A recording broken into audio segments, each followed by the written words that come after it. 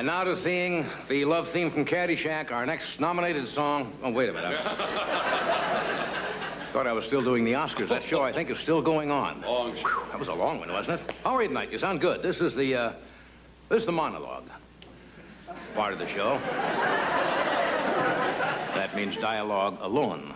But keep that in mind as I do this. How can I describe the monologue? It's kind of like a few minutes with Andy Rooney, but with laughs. Or not. You know, I was thinking today, something crossed my mind. I'm laughing because I hope it was funny. Well, I was just thinking, if I was unable to do this show, I was trying to figure out the proper succession. King of command? Yeah, I think it goes David Letterman, General Alexander Haig.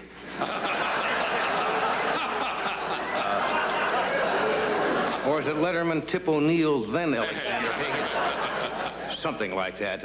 It was a tough week for General Haig, but I think he demonstrated grace under pressure, in the same sense that Captain Quigg demonstrated grace under pressure. Now, I've mentioned this before. I admire General Haig, but let's be honest. He seemed to lose his composure a little bit last week. Later, I understand he was seen in the back of the White House trying to score a kilo of Sanka from Robert Young. Why is my favorite general so nervous? Anyway,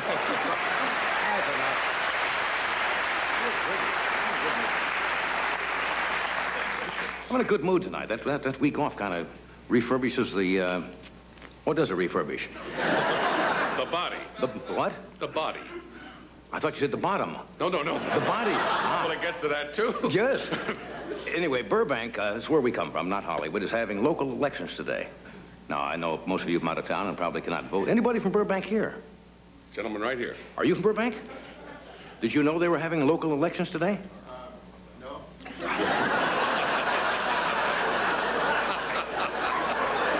Another concerned Burbank citizen. Well, I'll be honest, I really didn't know it either until I checked the paper, but they have some weird propositions on the ballot out here. They're voting on a new search and seizure law. Police are not allowed to search you while you're having a seizure.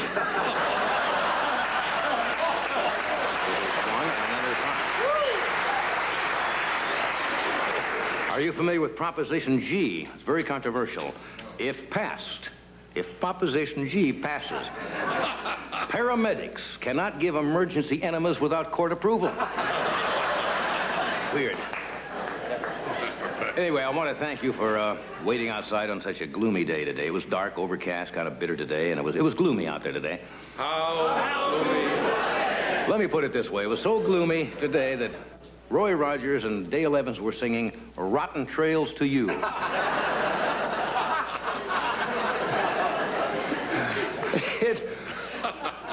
No, it was so gloomy today, Carl Malden went around saying, "Who cares if you lost your American Express check?"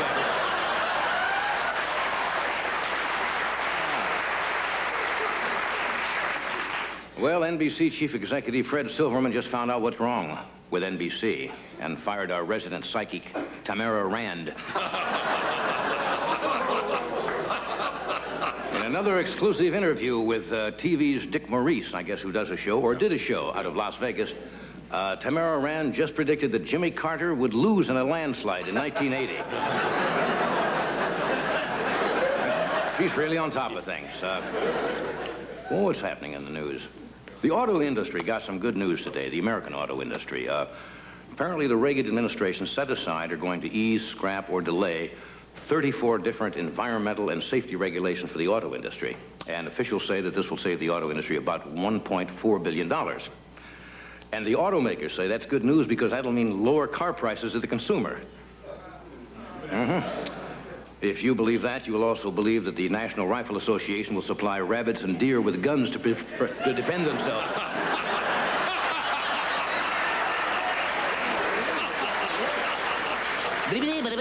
That's all, folks.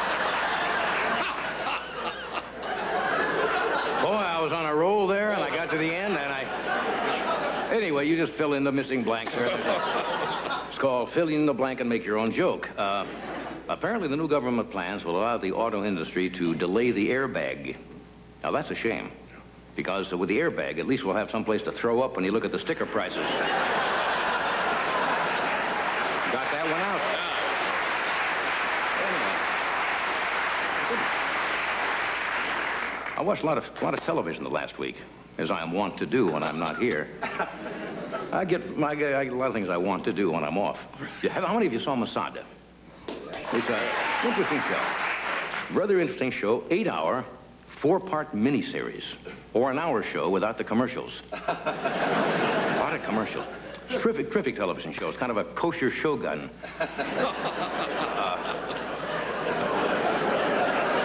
Now, come on. Masada was kind of a fascinating glimpse into history. You can always learn something. For example, I learned that all the Romans had English accents.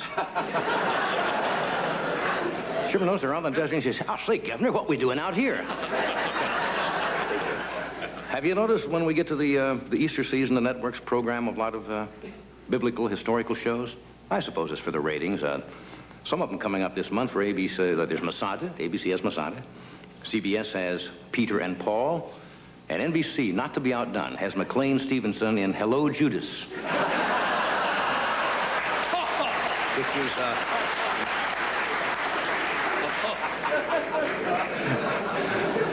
Today is Governor Brown's birthday. Jerry Brown's birthday today, and somebody asked the governor how old he was, and Jerry said, "My physical being is 43, but my spiritual aura is 2 million."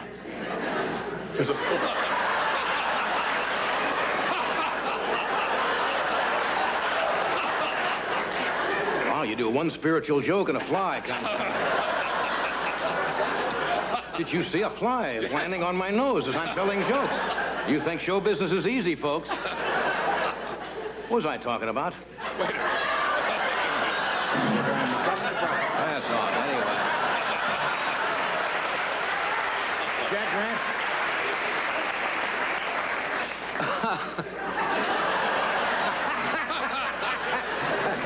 Okay. Monologue can't be that bad that flies are gathering.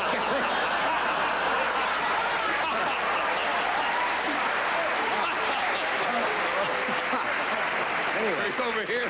What? He's over here. What, over where? Right here. What do you mean? He just went by here. Oh, by you? Yes. Well, here, you... What was I talking about? Jerry Brown's 43. I like Jerry Brown. He's a man of conviction. You know, instead of candles, he had a solar cake.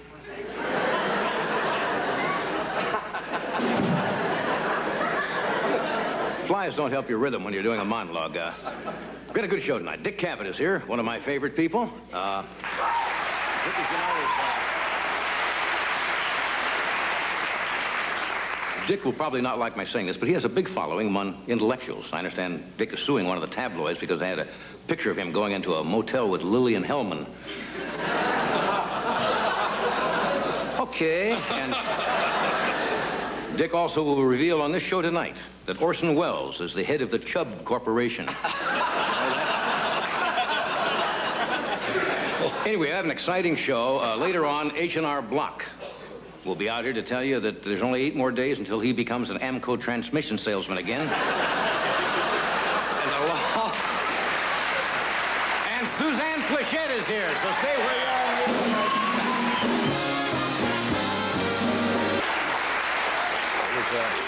It was an incredible week in America, was it not? With and thank goodness the president seems to be all right, getting along great and should be back in the White House very soon. Yeah. And it's nice to see that Jim Brady, the press secretary, is coming along also. But that was just, it's like deja vu all over again, isn't it? Scary. Frightening. That's why we delayed that show, as you well know, because nobody knew at that time. You drove across the country last week? Yes. I took the car. You got in a car and drove across the country. I've always wanted to do that. It was wonderful. Haven't you ever driven across the country before? When I was a little tiny boy with my father, but he wouldn't let me drive. But I drove across. I had a car that I wanted to get to the south of Florida, where we have a home on the West Coast, so I drove there. My wife and I drove. It was wonderful. I watched your presentation of the Academy Awards in Alexandria, Louisiana. How did we do there? You were wonderful. Came in loud and clear. You were terrific. Got all the way there, huh? I got all the way to Alexandria, Louisiana. We were very big there. I stopped. I got to tell you something. It's great. I stopped. I need to get some food. You had little grocery stores at the KOA. You stopped for food? hard to believe. A big furnace requires lots of coal. Yes, you're right. So I went into, the KOA, the campgrounds, these little campgrounds where the trailers come up and camp for the night or for a week or whatever. KOA, is that a... Something that's a chain of them. Yeah, the people know about it. They travel across the country, and they cater to trailers and people with small motorhomes. So anyway, I pulled in there to get some crackers and some things we needed. And the guy, when I ordered the thing, I said, "Have any crackers?" And I've got the Marine Corps hat on, the dark shades, and I got a beard. Why, were you invading Louisiana? No, I just, my traveling clothes. Do you have a bayonet? And I had no bayonet, no. But I pull in, and it's the voice that gives you it away, no matter what you look like. So I said, "Do you have any crackers?" He says, "They're right over there, sir." And he says, "Wait a minute. Wait. Is it you?" And I says, "It's me." He says, "Don't move.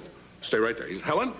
Helen." And he runs out of the place, and they have a little apartment next door, and Helen comes in. He says, "Helen, look who's here." And she says, "Oh, my God, it's him." And she just about fainted. She buckled her knees and fell to the counter, and I said, "I'm awfully sorry. I'll get some crackers somewhere else." I suppose servicemen do that to Helen. She probably was in the...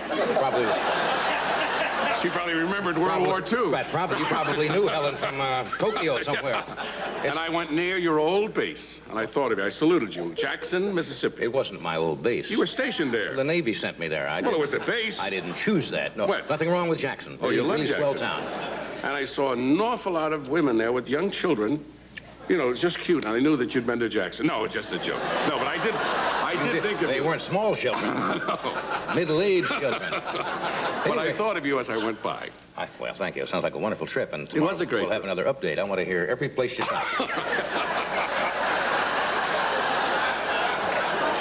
You don't stop in big cities when you're on the road. You stop in little, small places. Why can't you stop in large cities? Why would you want to go into a large city when you're camping out, going across the country?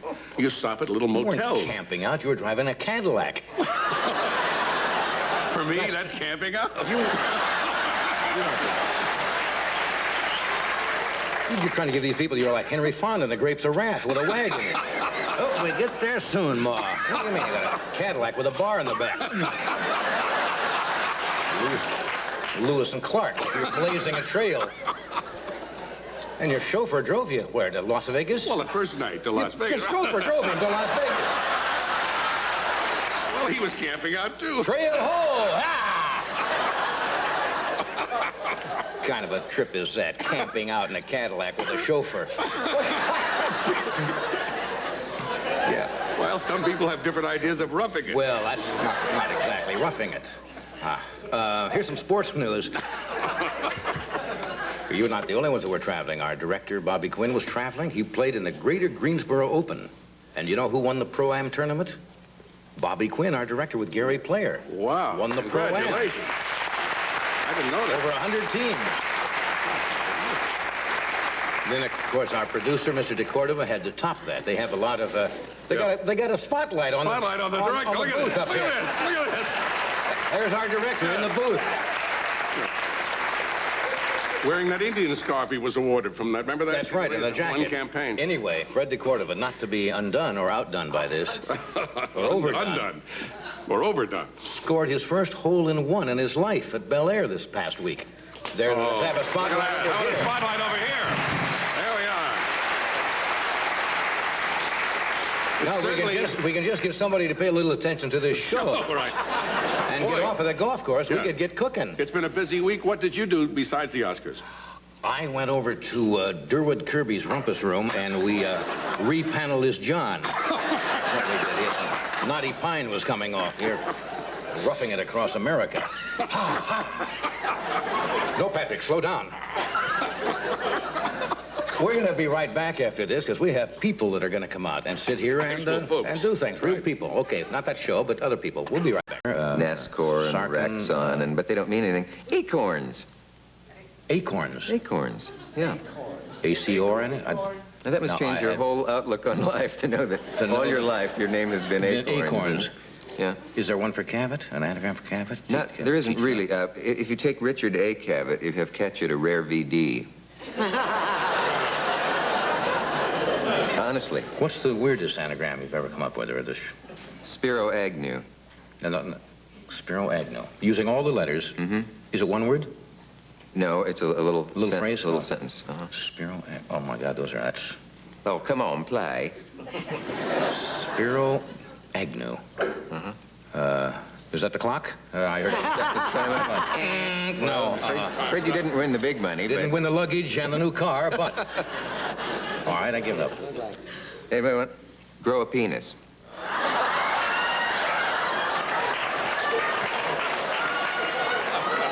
Is this, when you're away from the show, is this the way you spend your spare time doing these things? It's a real mental curse. Was your father, your father was an English teacher? An English teacher, yeah, but that's misleading because he really would rather have been an athlete or an engineer or something. He didn't really want to be. I was a product of the Depression, or possibly a depression. Or caused part of it. Yeah, but it's funny because it'll come into your head anagrams at the worst times. Acorn. Yeah. There's certain names like Gore Vidal, Viral Doge, Valid Ogre, I Love Drag. They're just, they won't stop. There are probably 45 anagrams for Gore Vidal. And coincidence. It's a crazy sort of thing. I don't know, some people... It's like acronyms. You remember acronyms, what titles stand for? Now, see, I always have to remember what an acronym is, like run, NATO. come, or... No, like NATO. That's an NATO, acronym. that's an acronym, yeah. You know, where they make up these long words for organizations. Yeah, or Nazi, or CETO, or those things are, yeah. I heard today with the Russian plane, AMG. You know, you're about the MG? It came because of the two inventors, Mayakov and Grushnev, or something like that. Oh, really? Yeah. Why would I lie? Oh, very true. This is the educational part of the show. Yeah, but I never thought of that. No reason to at all. Mercedes-Benz was named after the gentleman's daughter. Oh, was her name Mercedes? No. Yeah, it wasn't Ben. Well, no, it wasn't Ben. No, it was Mercedes was named after his daughter. And Volkswagen is, in Germany, it's called VW. No, that I didn't know. Yeah. V is V, and V is W. So, that's how you say the letter. VW, I didn't know that. VW. Uh-huh. And, this is like ding-dong school late at night, isn't it? You know, it's funny with... If you want to have fun with your Germans, ask them... They are not the most laughable, fun-loving race in the world, are they? That remind me to tell you about that. What is it? Very well. Germans from certain sections of Austria, or German-speaking people from Austria, certain sections of Germany, cannot say very well. They say very well. Hey, so if you say to them, say very well, they say very well. It's the truth. Kind of sneak up on It's them. the truth. You can have no end of fun with them that way. But it's funny now. A German watching would find nothing funny about this. I've heard you talk on your show about going over there and being on a German interview show where they would ask you a question, then they would have to translate, and there would be this silence. Well, I did one in... That's an oxymoron. If I said deafening silence, that's an oxymoron, right? No, they have to be just the reverse. The opposite. The opposite. A thundering silence. A thundering silence. That would be an oxymoron. Yeah. But yes, I've done interviews in Germany, because once the host, Herr Schmieding, forgot his English, and I had to dredge up out of, you know, I can in panic, a course I'd taken in German years before, and I said things, but I made some errors. They reunited me with a bathing beauty sort, a Miss Universe. Years ago on the Jack Paar show, I'd been brought out to interpret her. My German was fresher in those days. And this 7-foot, beautiful, gorgeous Viking-like girl came out, and I interpreted with Jack for her. Well, they found her and brought her back to meet me again years later. Did they have a kind of a German Ralph Edwards? That sort of thing, yeah. This is your Leben. And she came out, and I thought it would be funny to say, you have grown. And I thought, gewachs, and something. I said, Sie sind gewachs. It turns out I said, you have been waxed. You haven't... Had she been... It appeared, in fact, that she had. They had me over there. Oh, okay. We have been waxed for a moment. We'll be right back, folks.